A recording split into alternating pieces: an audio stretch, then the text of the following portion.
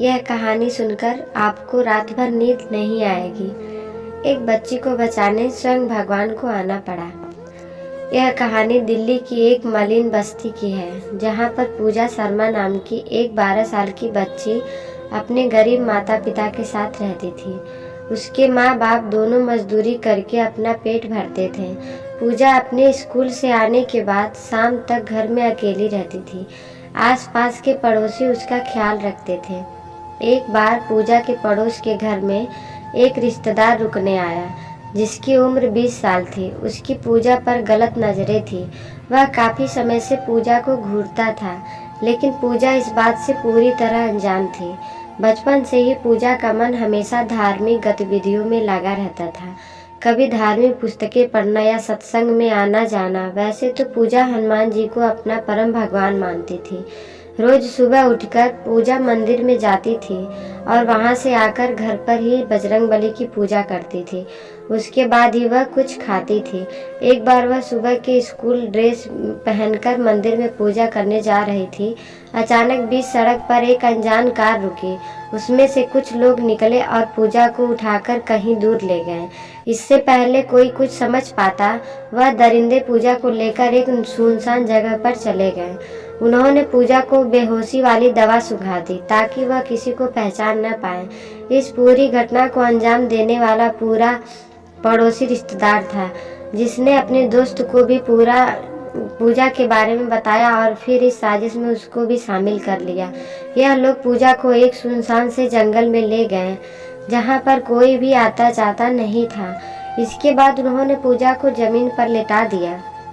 इतने में वह कुछ कर पाते पूजा को होश आ गया और वह भागने की कोशिश करने लगी। फिर उन लोगों ने पूजा को पेड़ से बांध दिया। इतने में ही वहां पर एक काफी अद्भुत मनुष्य आया, जिसके चेहरे पर एक अलग ही चमक आ रही थी। वह कोई साधारण पुरुष नहीं लग रहा था, बल्कि वह कोई महाबली लग रहा था।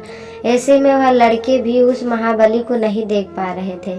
उसके शरीर में से जिस तरीके का तेज आ रहा था, उनमें उन लोगों को कुछ नजर नहीं आ रहा था। इसके बाद उस महाबली ने पूजा को पेड़ से खोलकर अपने साथ खड़ा कर लिया, जिसके बाद उन लड़कों को वह महाबली दिखने लगा। उन लड़कों ने मिलकर उस महाबली के साथ हाथापाई की, लेकिन महाबली के आगे कौन टिक पाया। वह भी एक ही बार में परास्त हो गए। उस महाबली के पास एक गदा था, जिससे वह उन लड़कों पर वार कर रहा था। यह देखकर पूजा को आशंका हुई कि यह कहीं हनुमान जी तो नहीं।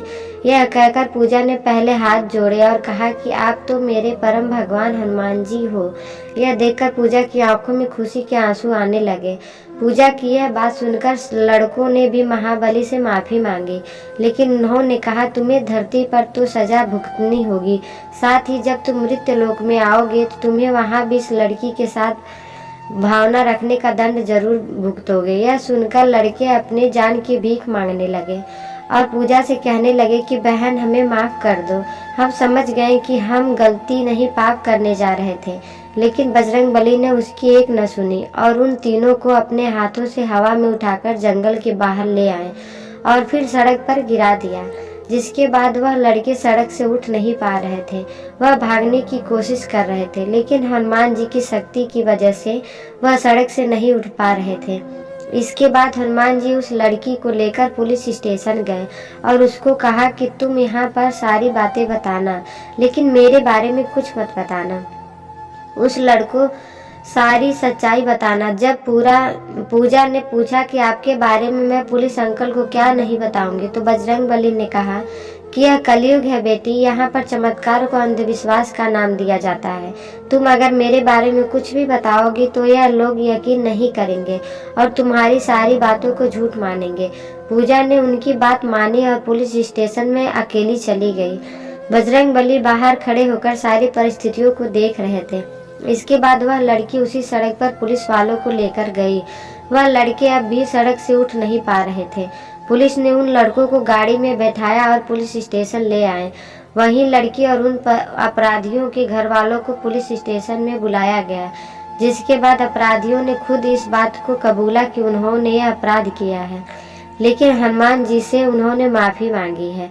यह सुनकर पुलिस वाले बोलने लगे कि कलयुग में कहाँ भगवान प्रकट होंगे और तुम जैसे हवानों को देखेंगे। उनकी यह बातें सुनकर पुलिस वालों ने अपराधियों पर कड़ी कार्रवाई की और पूजा को सही सलामत उसके घर पहुंचा दिया। घर पहुंचने के बाद पूजा ने अपने घर वालों को हनुमान जी के चमत्कार के बारे में सारी सच्चाई बताई, जिसके बाद पूजा की जिंदगी बदल गई और हनुमान जी के लिए उसका श्रद्धा भाव दिन प्रतिदिन बढ़ने लगा।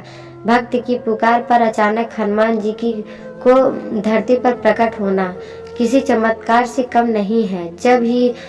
जब ही तो उनको संकटहर्ता और दुखहर्ता का नाम दिया गया है।